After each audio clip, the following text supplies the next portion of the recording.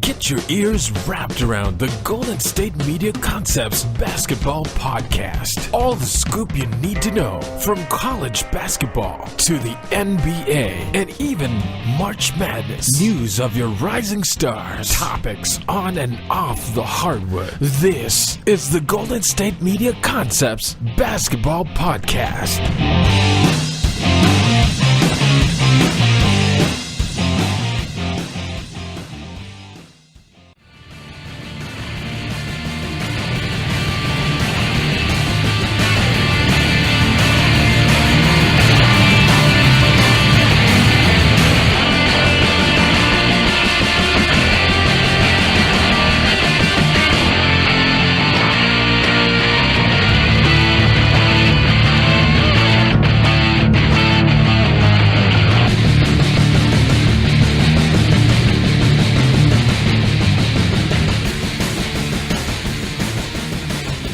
Hello, everybody, and welcome to the GSMC Basketball Podcast, brought to you by the GSMC Podcast Network. I am your host, as always, Jeff Malinoff, and with me is Bill Walton's security. I mean Mark Souza.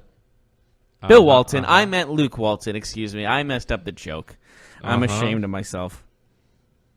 Not as ashamed if I'm Luke Walton, though, because he was attacked by his own team, and we'll talk about that in a little bit, as well as Harden and Kobe sound off on James Harden and his how he's playing and whether that winning him a championship, as well as Anthony Davis is still being the talk about him before the deadline, which is on Thursday.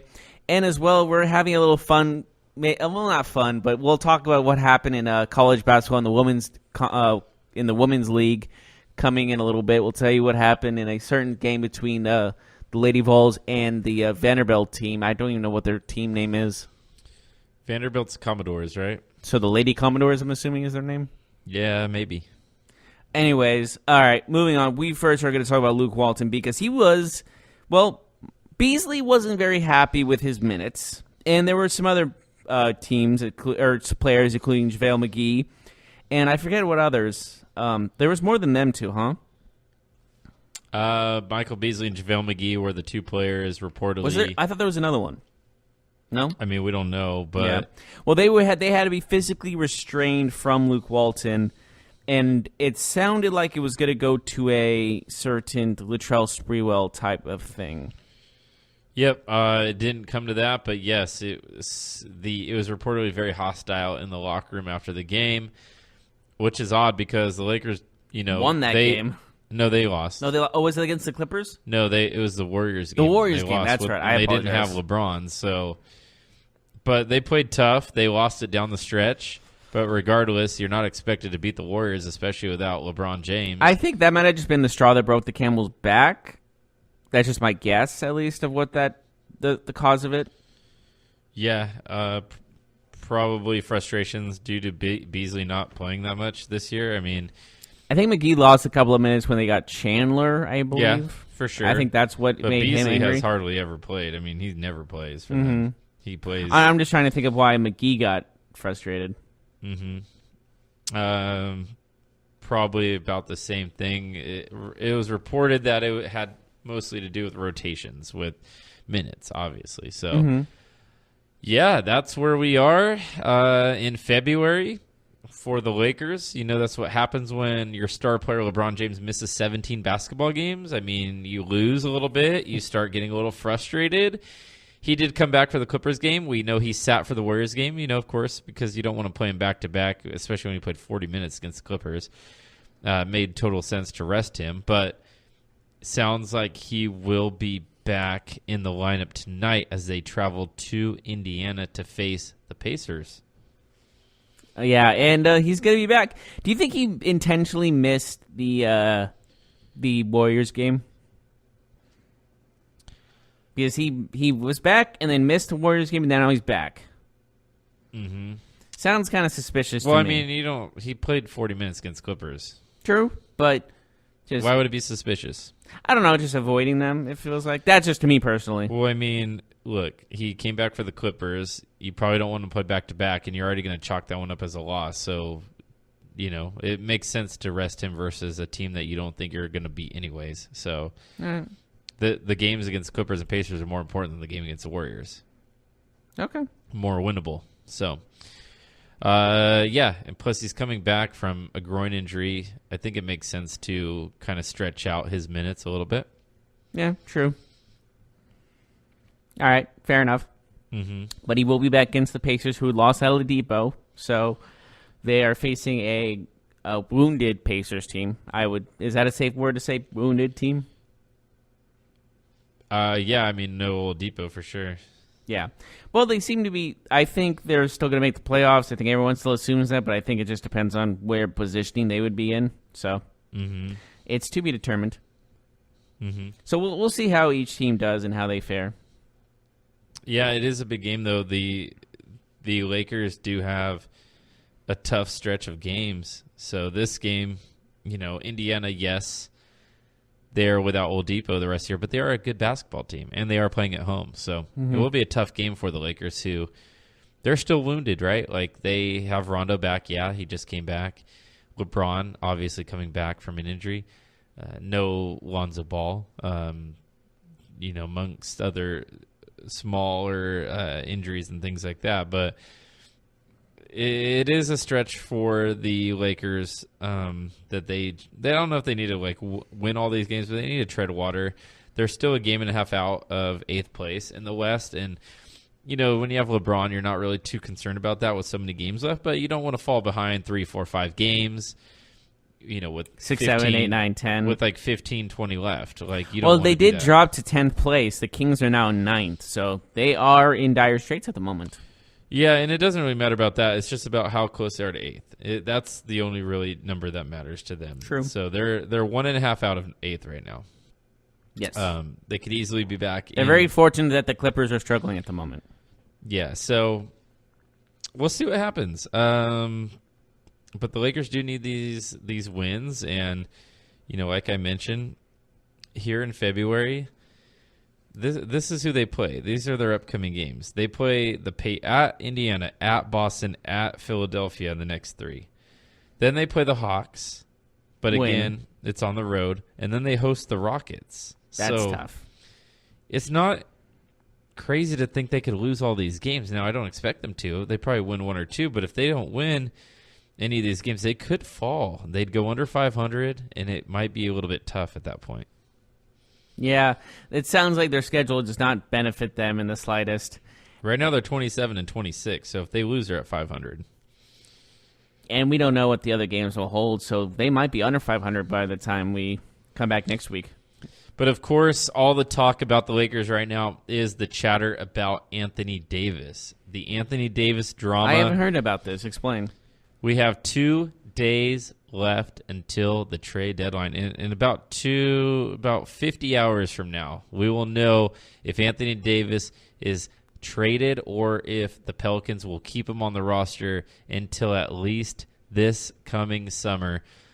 We've heard a lot of rumors about what the Lakers' offer may be. I think the biggest offer that I've heard so far is Lonzo Ball, Brandon Ingram, Kyle Kuzma, Rashawn Rondo, Michael Beasley, and Lance Stevenson, and 2 first-round picks for Solomon Hill, in addition to, of course, the main player in all of this, Anthony Davis.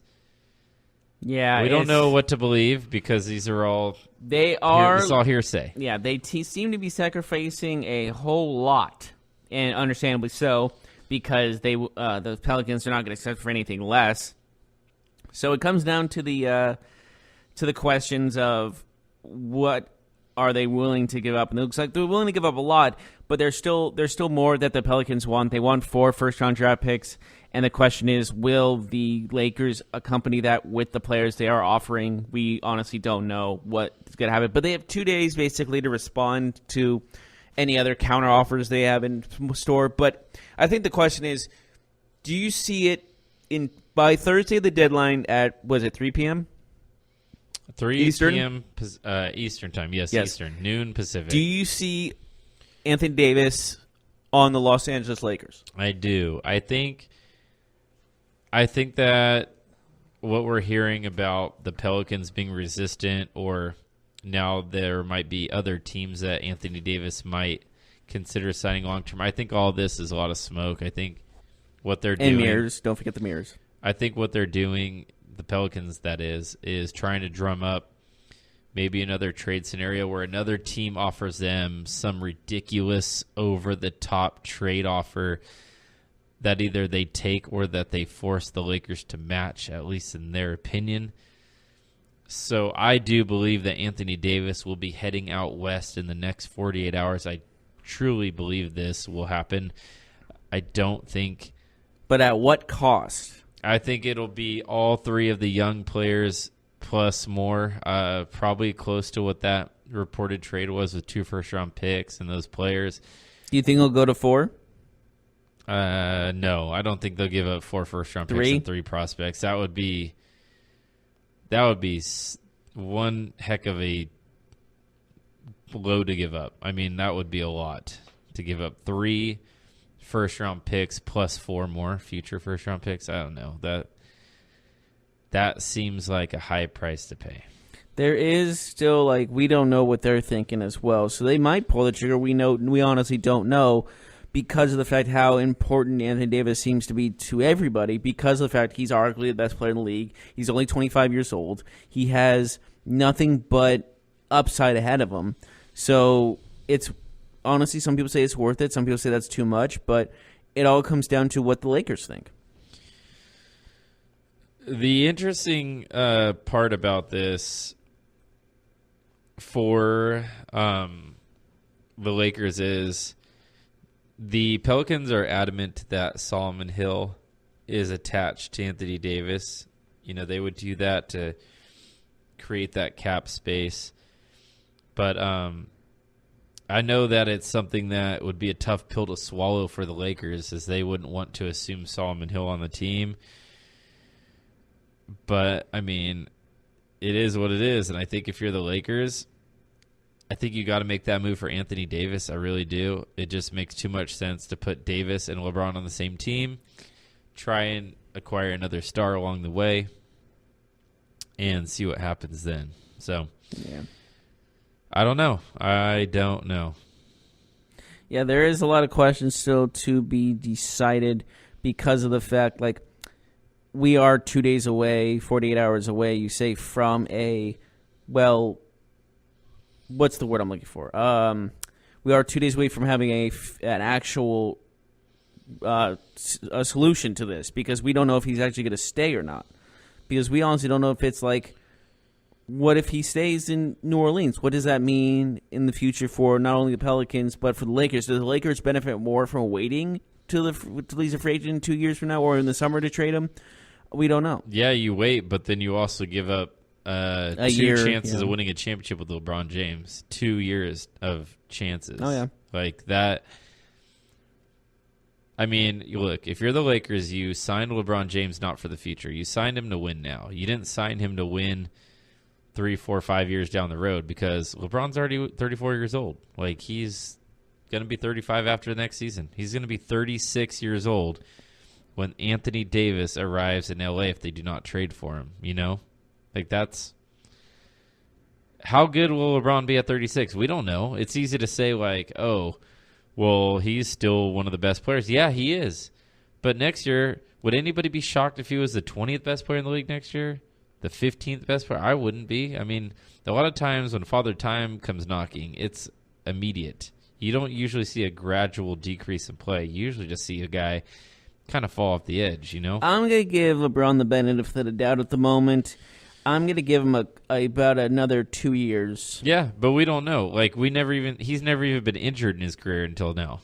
Not true. like this, not like that. He's missed a couple games here and there, but we never seen him miss a month. We never saw him miss 17 straight games because of an injury. So, yeah, when LeBron's healthy, he's great. He's still good. Look at what he did against Clippers. He came back. He played extremely good, but... he almost had a triple-double for his efforts. He did. But at the same time, it's what? It's hard to project 2 years down the road when you're 34. It's easier to project 2 years down the road when you're 25, 26, 27, 28, even 30. But yeah, 34, it's going to be tough. So it's not an easy feat. Definitely not an easy feat. But again, we think we know what the Pelicans want in return. we don't know for certain if it's going to be LA or not. We still think there are some other teams going to be fighting for it because they would not explain this if they didn't think other teams would offer something better for him. And there was supposed a list has been leaked of what Anthony Davis wants to go to. Milwaukee's on that list. New York's on that list. LA's on that list, of course. But again, we don't know what the actual outcome is going to be until, well, I think it's going to happen right before midnight strikes on the trade deadline, Yeah. Yeah, I do think that a lot of the stuff you'll hear in the next couple days is Pelicans providing information to the media, just throwing stuff out there that's not real. Mm-hmm. I really do, just to see if they can get the fake Lakers news. to... So you're saying fake news? So they can get the Lakers to make a bigger offer or bring in another team to the flurry. So another thing I want to talk about is LeVar Ball wants his son Lonzo to play for the Suns if he is in fact traded. And I find this very interesting because it's almost like, could LeVar be the reason why this deal gets tanked at the last second? It's possible because if the Pelicans view Lonzo Ball as the biggest piece in this puzzle, you might not want to trade for him if he's, not willing to play for you. That's just wrong. If a dad is going to be the reason this trade doesn't go through, and this affects both franchises, because what gives him the right to even consider this? Because I feel like Lonzo should have his own decisions made on this, not his dad. I think everyone thinks that, obviously. But it's more along the lines for me is like he does not get to say where his son plays or not. It's where he ends up. And I think if Lonzo ends up anywhere, he'll play his best wherever. And it doesn't matter if his father is going to whine and complain about it. I think they should just trigger this. If he plays how he wants to play, it's up to him, and his father can just keep complaining all he wants, and I'm just going to ignore it. Maybe he also feels the same way. Well, we don't know that. We might. I don't think he's like his father. If you're complicit to it, isn't that the same thing?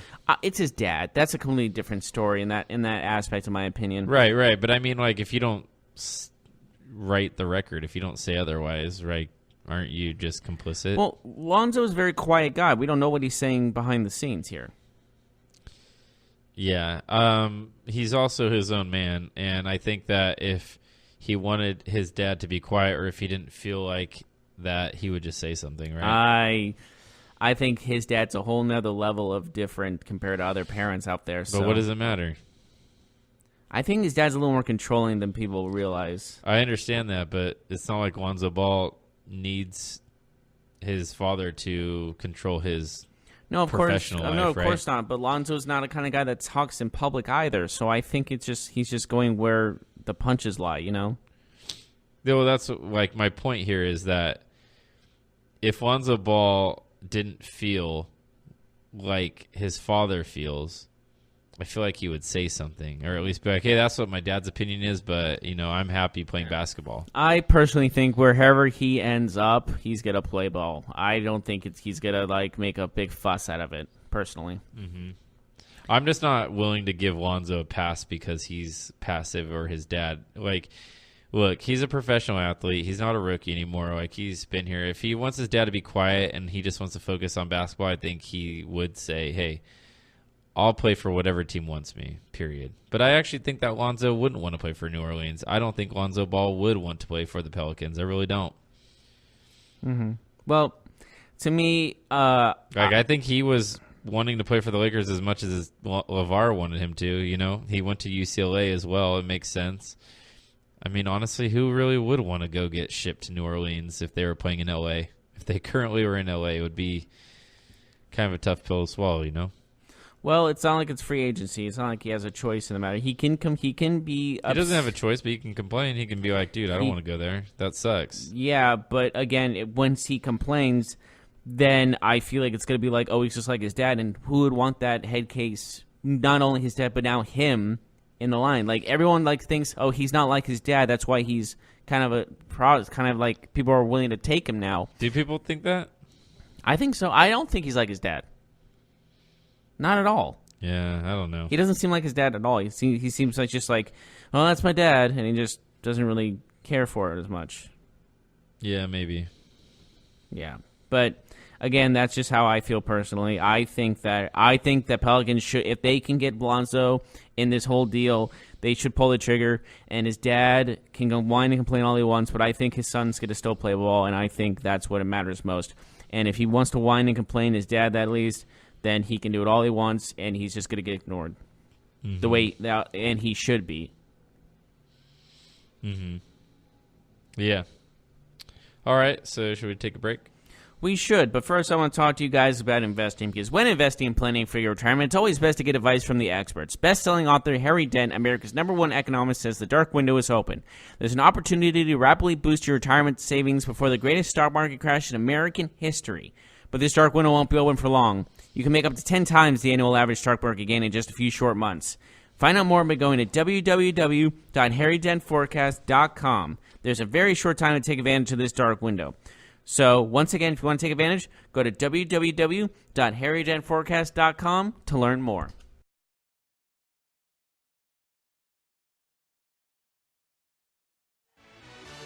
Are you looking for the very best NFL and college football podcast? Then check out the GSMC Football Podcast. Get the latest football news both on and off the field. From the NFL Draft to trades to the rumor mill to the NFL Combines, they got you covered. That's GSMCpodcast.com/football-podcast. Get updates on college rivalries, game day insights, and much, much more. It's football talk the way you want it. This show eats, sleeps, and breathes football. Don't forget to like them on Facebook and follow them on Twitter. Visit GSMCpodcast.com for more info.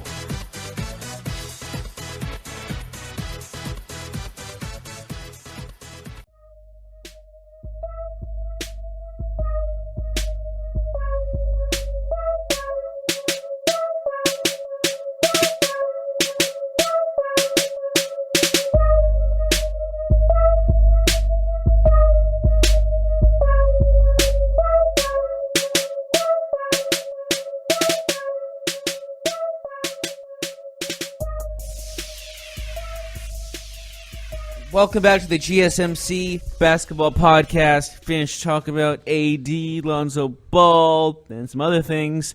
But I want to talk to you guys about something that happened in the women's college basketball world.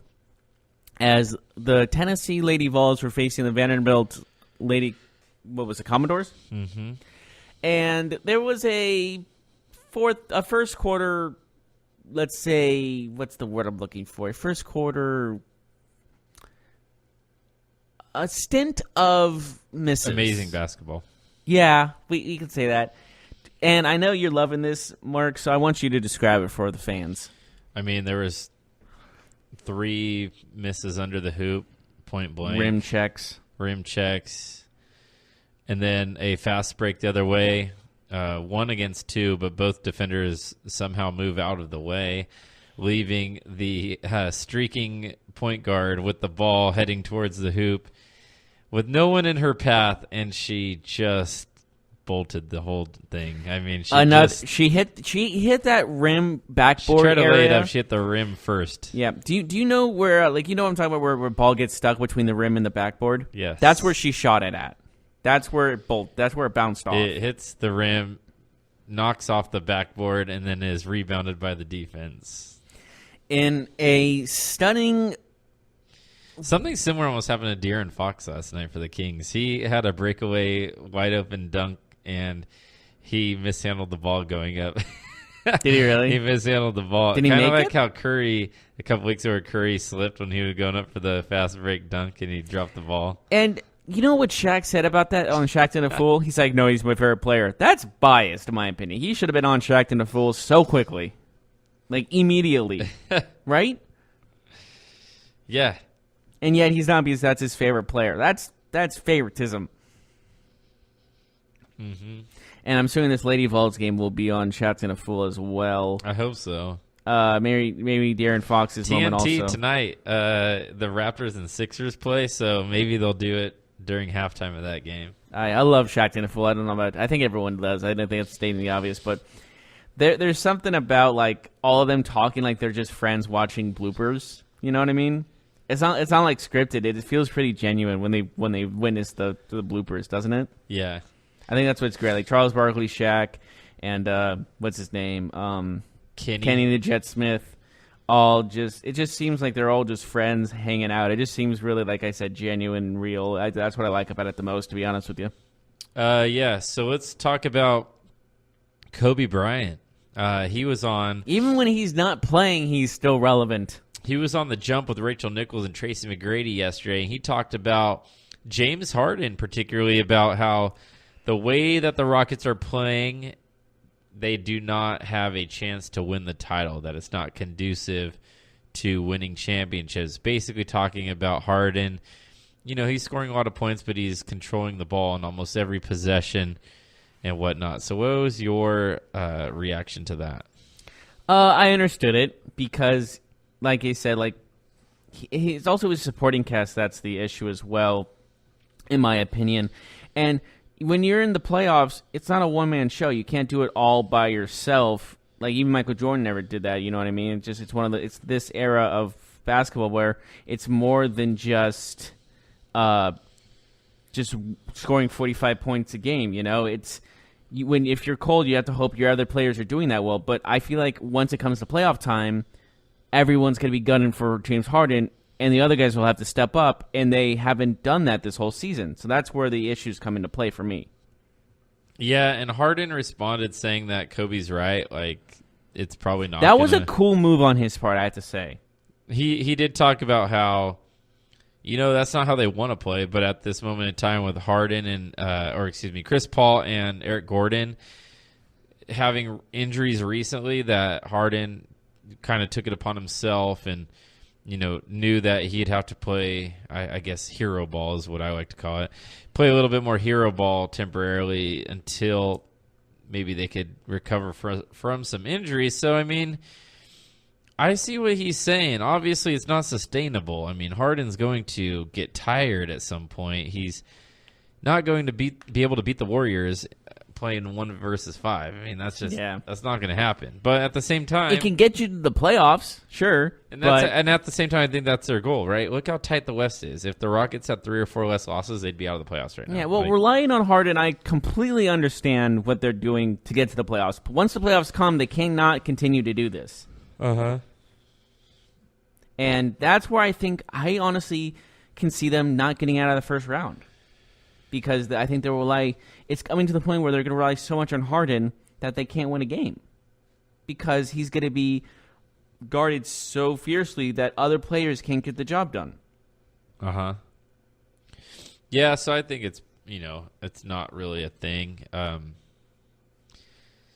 think some people are making more about it than it is, honestly. I mean, it's just true, right? I mean, how can you just be a one-man show every night and think they're going to defeat some of the top teams in the conference, make it to the finals? Like the Warriors, for example. Like, no way, because they have some lockdown defenders on that team. We saw Harden struggle in the Western Conference Finals last year. I mean, he tried to do what he did in the regular season, and it just doesn't work.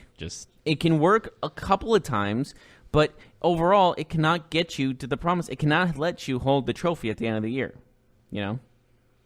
Yeah. So Giannis, the Greek Freak, is saying that he will likely draft Steph Curry with the first pick in the All-Star draft.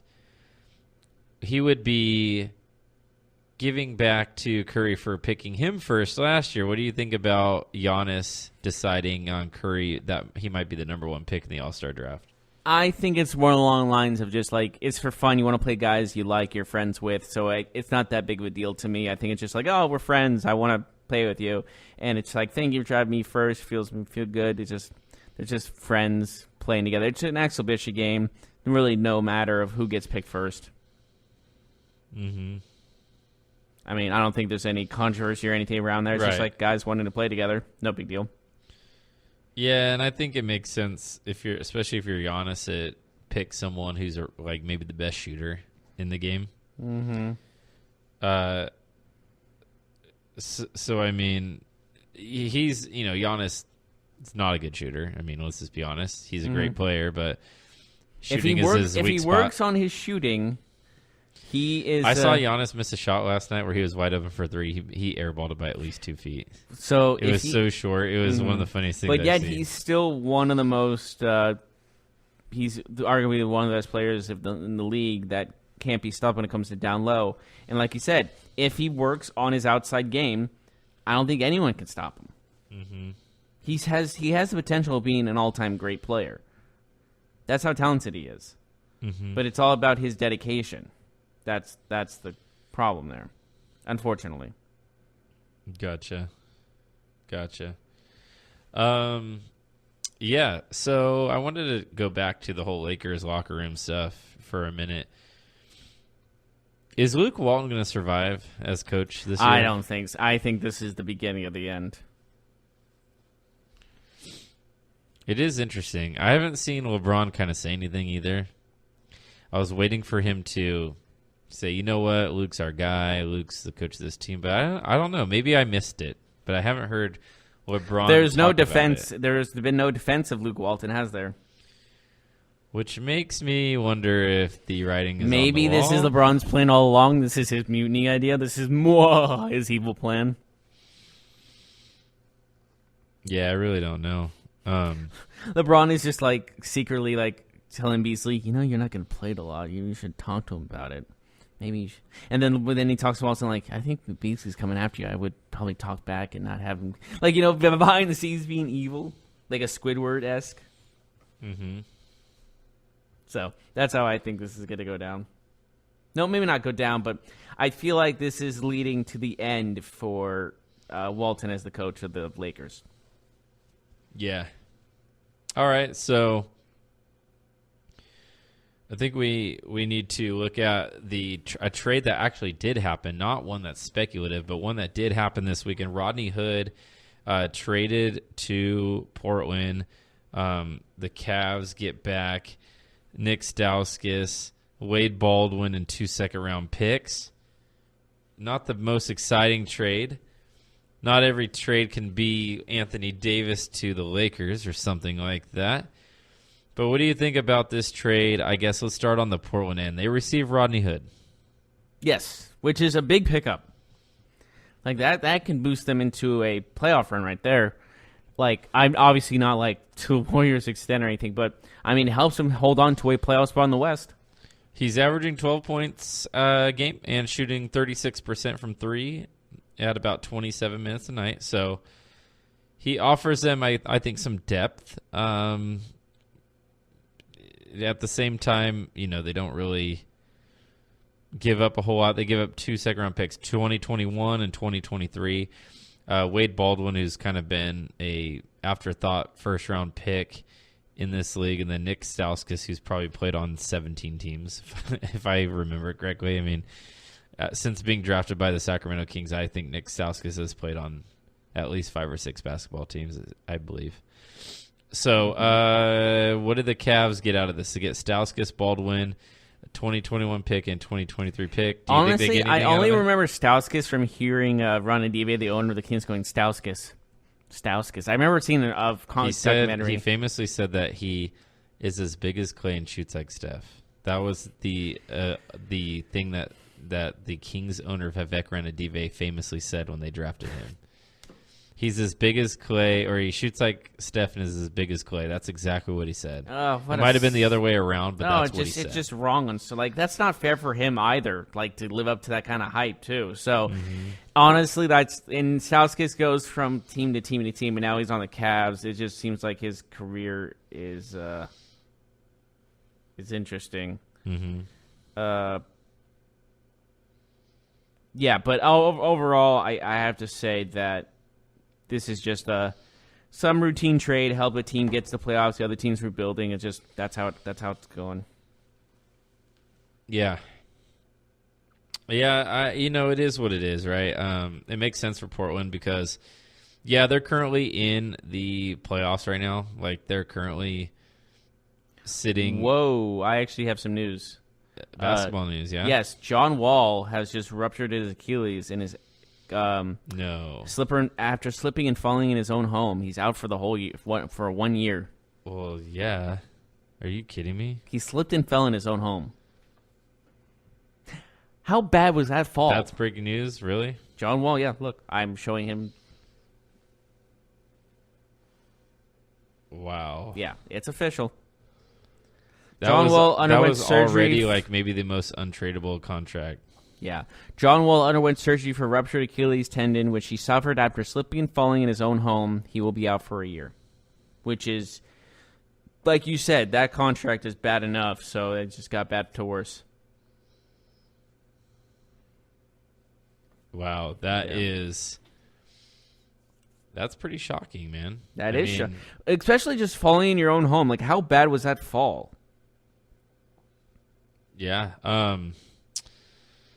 It's I don't really know what to say about that, but Yeah. Wow, the Wizards, I think that changes things for them. I think that changes. I know that they were very resistant to trading because they still thought they could make the playoffs, but this might change stuff. We'll talk more about this when we return, but before we go to a break, I want to tell you about investing and planning for your retirement. It's always best to get advice from the experts. Best-selling author Harry Dent, America's #1 economist, says the dark window is open. There's an opportunity to rapidly boost your retirement savings before the greatest stock market crash in American history. But this dark window will not be open for long. You can make 10 times the annual average stock market gain in just a few short months. According to the research of renowned Harvard economist Harry Dent, though, this window could slam shut later this year, and nobody on Wall Street is expecting it. This dark window is something bigger by far than anything he's predicted up to this point, and you could make 10 times the annual average stock market gain. Find out more by going to www.harrydentforecast.com. There's a very short time to take advantage of this dark window. So again, go to www.harrydentforecast.com to learn more.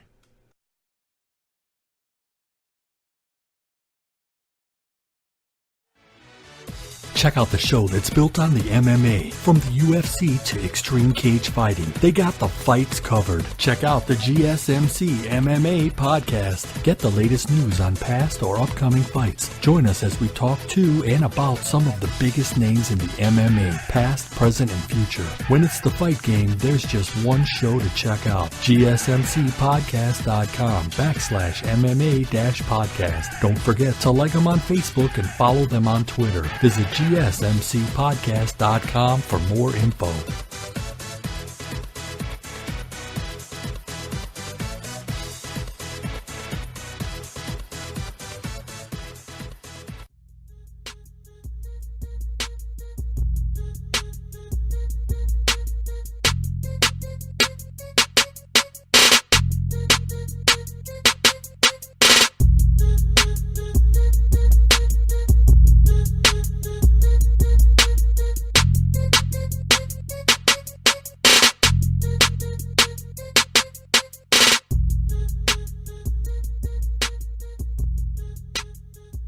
Welcome back to the GSMC Basketball Podcast.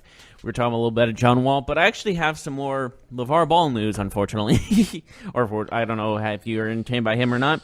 But he was on radio recently on the Doug and Wolf radio show in Arizona. It ripped the Lakers head coach Luke Walton. Quote, Luke Walton was the worst coach he ever had. It was Magic who said he was going to be the face, who was going to... Wait, what? Going to be I'm sorry. This is how it says. Going to be dang face of the franchise, but Magic ain't doing no coaching. And the only person to kill Lonzo is the coach pulling him out and not having no confidence in him. Everyone who's had confidence in Lonzo, just let him go and let him win.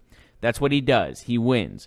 Luke Walton turned him into a loser. A loser's mentality is like, oh, he's young, he'll get it, instead of just letting him go out there and do what he does. And he also said, that's not over, he also said about Anthony Davis, AD is good, Ball said, but he's not a winner. How many playoff games has he won? He's been in the league how long? There's a difference between players and winners. Interesting. Why would you... I'm sorry.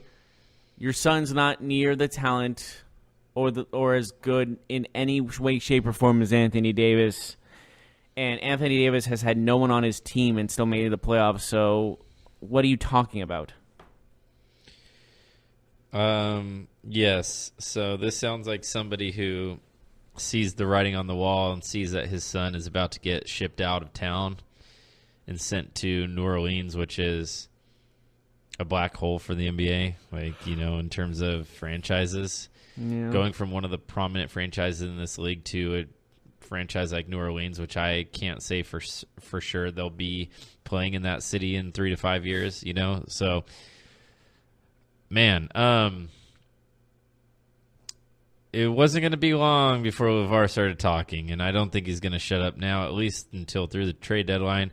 But for him to say that Anthony Davis isn't a winner is kind of hilarious to me. What has Lonzo Ball ever won? Thank you. Oh, they're going to win the national title. They're going to win the tournament. Because last time I checked, his team got upset in, what was it, the Sweet 16? And his son got dominated by De'Aaron Fox at that moment in time, where De'Aaron Fox scored 39 points against him. And Lonzo watched it. His team got blown out in that game. Lonzo got tore up in that game. His team lost. His first season in the NBA, his team was under 500. Do I blame Lonzo Ball for that? No, I do not, because I understand the situation of him going to the Lakers, them being a very young basketball team. But if you're going to make comments like that, you cannot. What's the quote? Don't throw stones if you live in a glass house. What has LeVar Ball ever won as a dad? Absolutely nothing. As a basketball player, he played. I don't remember him winning anything. So what does he know about winning? That's where I'm going with this. He knows nothing about winning. He knows how to. What does he coach some AAU teams to a title? Really? Like he probably has, right? Probably. Yeah. But what is that? What does that mean? A lot of people can do that. A lot of amateur coaches have done that. So yeah. What does he know about winning? Yeah, you got an excellent point. LeVar Ball has done virtually nothing to be able to have these. What's it called? The criticisms of these players, and yeah, you keep saying what did he say? The Lakers were going to make the playoffs first year with Lonzo. Nothing happened. He was going to say they won the national championship at UCLA. Nothing happens. It's just there's so many things he's said that claims to be a prediction or a fact, and nothing comes of it. So I do have to say that LeVar Ball, you have literally no right to speak ill of Anthony Davis. Luke Walton has more success than you have ever had. And I don't know where you're getting this confidence from, but you are way out of your depth, buddy, and you honestly don't have any right.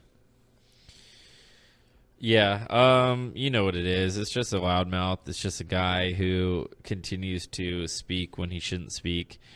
He's not playing. I think he believes that he is actually in the NBA, not his kid. I don't know. He tries to. I've said this for years since LeVar Ball became a name. He's been trying to take advantage of his son's ability and make him a star, not his son. He's taking his son's spotlight away from him, and that is the worst thing you can do as a parent. Take advantage of your kids to be your own celebrity. Mm-hmm. Anyways, Lakers are at the Pacers tonight, and we talked about that. Lakers have a tough stretch of games coming up. I think it's imperative they win some of these games, but obviously the focus for them right now is off the court, not just with LeVar Ball, but the Anthony Davis drama. As we mentioned earlier, 48 hours until the deadline, so we expect movement to happen. Mm-hmm. I don't know about any other big trades. There haven't been too many, I guess, big names or maybe interactions with teams that have gained a lot of buzz, gained a lot of interest. But I am looking at the schedule for tonight. The Raptors are at the 76ers. Now, last time we had this podcast, Jeff, you talked about the 76ers. If they beat the Warriors, that'd be a big statement win for them. They did beat the Warriors. They were very impressive. But then they turned around 2 days later and lost to the Sacramento Kings. What about tonight? Is this a big game for the 76ers? If they can beat the Raptors, or if they lose to the Raptors, now all of a sudden they've lost 2 out of their last 3. Do they kind of lose some of that confidence of beating the Warriors? If they do beat the Raptors, I do think they play to the level of their opponent. Do you know what I mean by that? They play to the level, not to their level, to level of their opponent. And I say that because if they do beat the Raptors, I do see them still as a contender. I've always saw them as a contender since the beginning of the season. And I just say that beating the Warriors was a statement saying they can beat any team in the league. They have the ability to do that. They have the talent to do that. They can be a serious problem for other teams, not only in the West but in the East. And it just shows to me that this game against the Raptors may be a statement game, but I think it all comes down to how they finish the season. This game could be a win or loss, but once it comes down to the summer and when the postseason is at its end, if they're still in it, then that's all that matters. Also, another game tonight. Timberwolves are at the Grizzlies. Now, I know the Grizzlies are kind of buried in the playoff hunt, but Timberwolves, they're at 25-27. They're currently sitting 3 games back of the 8th seed. They're behind Sacramento and Los Angeles Lakers, who are chasing the Clippers as the 8th seed at this moment in time. Is this a big game for the Timberwolves? They are on the road, and I wonder if this is kind of like, if we don't win this game, you hate to pick one particular game, but going 25-28 instead of 26-27 and losing at Memphis, would this be a game that maybe knocks them, I guess, really crushes their playoff hopes? Oh, it definitely could. Mm-hmm. They're in the West, and where every loss and win is crucial. Yeah, it's just there's not too many games in the West where they're like you should win, right? Like, absolutely. There's not too many games where you look at your schedule and you're like, oh, I should win this game. Like, they should win this game. If they're going to be a playoff contender, they should win this game. So I only circled that because of that. I know on paper it's like, oh, they're both 2 below 500 teams, but I think it means so much more to the Timberwolves, obviously. I did want to talk about tomorrow night, since we do our podcast Tuesdays and Thursdays. Wednesday, this is an interesting game. If I told you that this game was going to be important maybe 4 or 5 months ago, you probably would have slapped me. The Rockets at Sacramento. Yep. I just slapped him in the face. He did not. We could have just played. It's called acting, man. Nope. It's a bit. All right. So the Rockets are in 5th, 31-22. Sacramento 28-25. They just got a big win over the 76ers. And then last night they beat the Spurs. That's 2 playoff teams in a row Sacramento has beat. Will the Rockets be able to take care of Sacramento? I think so. I think Harden's still playing at his all-time best. He's beaten all these elite teams. And like I said, the only problem when Harden's going to have is during the postseason. Regular season, he's just been unbelievable, and I think his 30-point streak is going to continue. Sacramento 7-0 in their last 7 games at home. Houston 12-14 on the road. Does that matter? No, not to me. I think the Rockets are still. We are going to see 2 guards, and I mean Hield and Harden, who I don't know if you can have a matchup between 2 guards who run more, like who do more activity in the offensive end than those 2. Do they have bunk beds in their rooms so they have so many activities to do? They may as well. They may as well be stepbrothers, They both have averaged like over 2 miles of running during games. They just run. They both are. They'll tire you out watching them. Basically, you'll be on your couch and be like, "Man, I'm falling asleep because these guys are running so much. I'm getting tired." I don't think this is a primetime game, is it?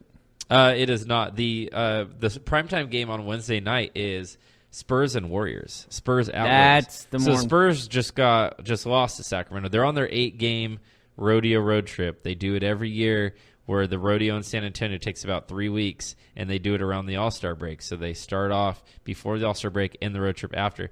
They play a number of tough teams, and losing to Sacramento was a tough pill to swallow for them because they do play the Warriors upcoming, like we see tomorrow, but they also play the Raptors on this trip, the Utah Jazz, and a number of good teams. Mm-hmm. What is this road trip important for the Spurs to tread water here? They can't afford to tread water here just because of the fact this is a long road Yep, stint they got for them. 7 more. And losing the first one is not a good sign. Mm-hmm. So hopefully the All-Star break helps and they can get some wins afterwards. But like I said, this is the West. You can't afford to lose games. As of right now, they're tied with the Rockets for 5th place, but they have 23 losses. And a team like the Kings have 25 losses. The Lakers have 26. Minnesota at 27. They're right there. I mean, we knew the West was going to be tight, and it is, again, tight. So, yes. Also, tomorrow night, the Nuggets are at the Nets. That's another game, if I told you 5 months ago, would be an interesting game, you'd slap me, right? Nuggets at Nets. Neither one of these teams were expected to be as good as they are. Do I need to make a slap noise again? No. Okay. But you're right. This is an interesting matchup where Nuggets are second place still in the West, if I'm not mistaken, and the Nets are also in a playoff spot. So no one expected that. Denver is only a half a game behind the Warriors, and the Nets are on their way to, if the Pacers They're just good, man. The Nets are a great They have story. a winning record. Yeah. But honestly, if this was the West, they would not be close to where they are seeding wise. But again, take advantage of where you're at, right? When there's 4 teams in your conference that have less than 20 wins, take advantage of it. Yep. Well, I think we are done. Join us on Thursday as we do our trade deadline show. We should have a number of trades that come in, even if they're small scale. I think there's multiple teams out there looking to improve for that playoff push. Of course, the Anthony Davis watch is going to reach peak level at that moment in time, so we'll reach Threat level midnight, people. Threat level midnight. Yep. Do you even know what that's from? I do not. It's from The Office. Of course it is. Don't hate on The Office, man. It's either Office or Friends with you, right? Yeah, two of the most popular shows of the last 30 years. Yep. Yeah, why on earth would I watch them? Sorry that I connect with other people. Anyways. Your wife's a fan of those shows, isn't she? No, not really. I mean, Really? yeah, we like them, but we don't watch them religiously, no. I don't watch them religiously. They're more in the background noise for me when I'm doing other things. Gotcha. Anyways, we're done.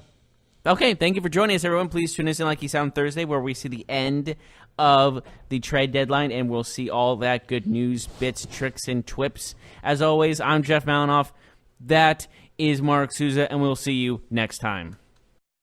You've been listening to the Golden State Media Concepts Basketball Podcast, part of the Golden State Media Concepts Podcast Network. You can find this show and others like it at www.gsmcpodcast.com. Download our podcast on iTunes, Stitcher, SoundCloud, and Google Play. Just type in GSMC to find all the shows from the Golden State Media Concepts Podcast Network, from movies to music, from sports to entertainment, and even weird news. You can also follow us on Twitter and on Facebook. Thank you, and we hope you have enjoyed today's program.